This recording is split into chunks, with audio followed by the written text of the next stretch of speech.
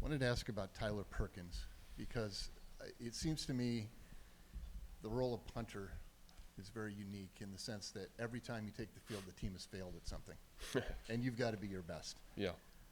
Assuming you've never played punter, D end and, You would and all assume that, correctly. and tight end when you Yes. couldn't catch a pass back in the day. But what type of mindset does that take to be at your best under those circumstances? Yeah. I vividly remember recruiting Tyler.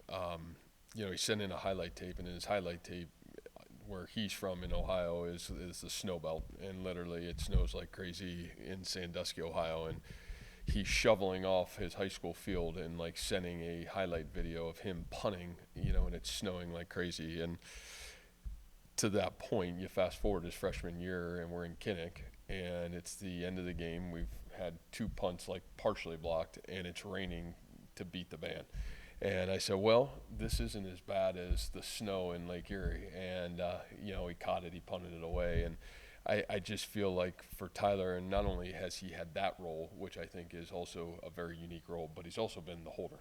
And I don't think there's anything easy about that role as well. And, a lot of times we talk about all the great kicks, but there is a snapper and a holder that has to, really be the key to that operation. And I think what Perk has been and meant to our football team for 4 years, it's really gone, or underrated. I think he'll leave here as statistically the best punter in school history. And he's been incredible this year, but he's really been incredible his entire career. What he's about, that's a really hard job. You're right. I mean, it's, I think I've always said in the specialist world, it's like being a golfer. Your moment, your time, and the consistency to do your craft with, elite precision and detail. It's really hard to do, and it takes a special person to be able to do it. And for a young man to start here 4 years, have the career he's had, I think it just exemplifies the kind of excellence that he stood for during his time here. A lot of seniors obviously will get a send-off on Saturday, but Tyler and Dom were here, Tom as well. But I wanted to ask about Tyler and Dom in particular because, A, how impressive is it that Tyler has a start streak that he's taking into this game, given the position he plays? Yeah. And B, Dom told me that he came in, he was negative about everything. Mm-hmm. He was negative about everything in his life, and he's, this program's helped him flip the switch. Can you just talk about what those guys have meant to the program and everything? Yeah, I think 16 seniors globally, and each one's got a really unique story. And I of those 16, 13 of them have been with us the whole time, and their stories are really fascinating. You talk about those two. Tyler, obviously the success that he's had. You've seen him come in here as a 17-year-old young man, and he leaves here a father of 2. An unbelievable father, engaged, ready to get married this offseason. The success he's had as a leader, I don't know if we would have got through this season if you didn't have the maturity of that man, that leader standing at the front of the room, guiding the football team. And Dom, what he went through, COVID was really hard on Dom. I think there were some rough moments between, 8th grade and his senior year of high school football.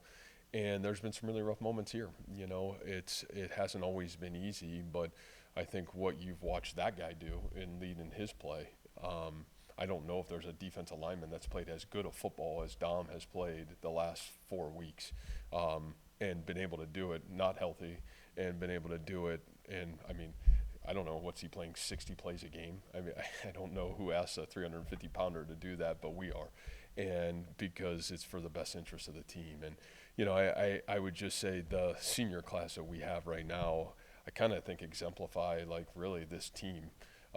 They've had some tough things happen. They've had some really tough situations, and they've gutted through it.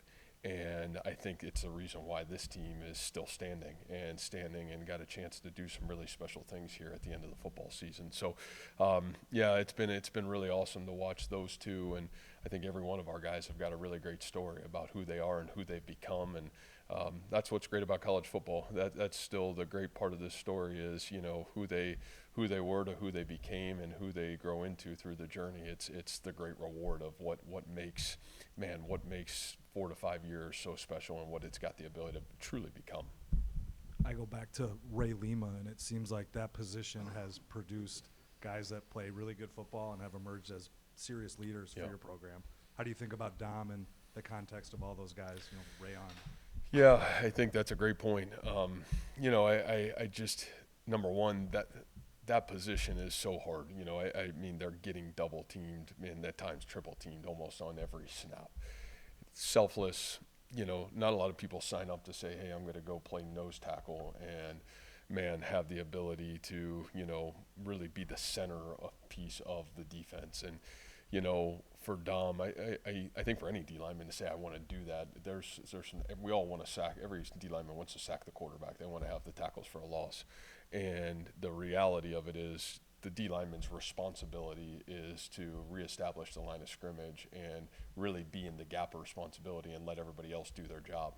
And I think, again, selfless and understanding the value of team, at some point you get that. And I think Dom has really grown into that role and understanding if I dominate my role, if I really do my job, then we're going to play great team defense. And, it's been really fun to watch him do that. And I think what will come from that here in the next couple months will be really rewarding for him because he has proven to do his job with elite consistency. And, and then I think people see that it is a selfless act. I mean, not only are you asking them to do it during these games, but you can imagine what every spring practice looks like and whatever fall camp practice looks like. I mean, it doesn't matter. They're getting double teamed. They're in the heat of the battle every single play. And so I think that's why that position in general has really been held in high regard here because the physical, mental toughness that it takes to play that position. I think the respect our players and our coaches see of guys that have the ability to do that and do it at a really high rate.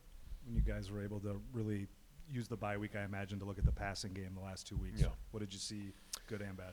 Yeah, I think it goes to the word that we're continuing to find on that side of the ball, and that's consistency. And I think there's a multitude of reasons why that consistency is where it is. And I think globally we're trying to be the most consistent we can be here in the finality of the football season. And obviously we've proven to be able to do it. It's just to be able to do it with the consistency we need to play the offensive football we want to play. And, I think, getting healthy hopefully will continue to help that.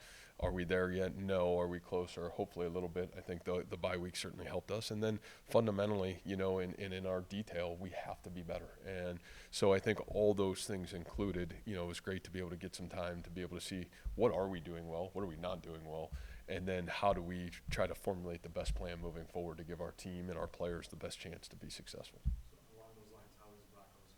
Yeah, I would say he's getting better. I don't think these are anything that a week or two are going to take care of. But I think the reality of it is, man, that guy has really worked hard to try to at least physically get himself to be ready to go and put himself and put our team in a position to win football games. And I think you saw in the fourth quarter, I mean, the guts that kid had to be able to do that in the fourth quarter of that game with where he was physically and some of the throws and, be able to make some plays with his feet. It was really awesome to watch and see. And, again, he knows, man, where he wants to be and certainly what he's got the ability to be when he's at his best. And, I think keep pounding away at those things. But I think growing, hopefully this week and a half, helped him a little bit, kind of get himself a little bit closer where we'd like him to be physically. Sticking with the passing game, I think I noticed that Jake Waters was on the sideline in at least one of the most recent games. What led to that decision by him or your coaching staff altogether? Yeah, I just think from our end, just trying to continue to, help support, the whole system the best way possible. And so, I think we flip-flopped a little bit back and forth on that piece of it. And, I don't know globally one way or another, but I think just trying to make sure we're doing everything in our power to find the best consistency we can do and, try to support our offense the best way we possibly can. I know you have familiarity with Kansas's defensive coordinator, DK McDonald. What are your impressions of him as a coach and as a DC? Yeah, DK's had an incredible career. Was with us at Toledo and was a huge piece of our success there. And then obviously as we came here was a huge piece of, the growth of, who we were in 2016 to really who we were by the time he left here, and DK had a great background. His background was kind of a 4-down quarters guy that came in. We hired him from Cal PA. Was with Coach Sirianni over at Cal PA when he came to us. at Toledo, and really did an incredible job here. I mean, great teacher, great mentor. Left here, obviously got a great opportunity in the National Football League, was a part of some of those really good Eagle teams, and then you can just tell, has done a really great job in terms of coaching, developing his players, and whether it's been the DBs or globally, just he's always had an incredible mind for the game of football, and schematically has always been a guy that has been able to put his guys in great position to be successful. What are the emotions of senior night like for you, especially when you've mentioned 13 of the 16 guys have been here since day one? And what would you say is your biggest takeaway from this class overall?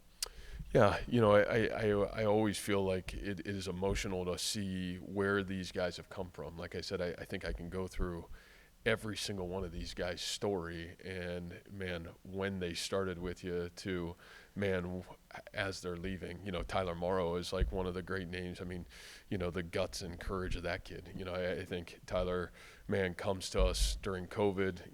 We recruit him, highly recruited football player, getting ready to really explode on the scene in 22. And on Wednesday, before we play West Virginia, tears his ACL, and that kid hasn't missed a meeting, hasn't missed a day of rehab. And, it's like one of the toughest character-driven players I've ever watched. And I think just globally, when I look at every one of these guys, when we talked about Jim Boniface and what he's meant to this team, and, you talk about what James Neal went through in this football program to where he was to where he is today.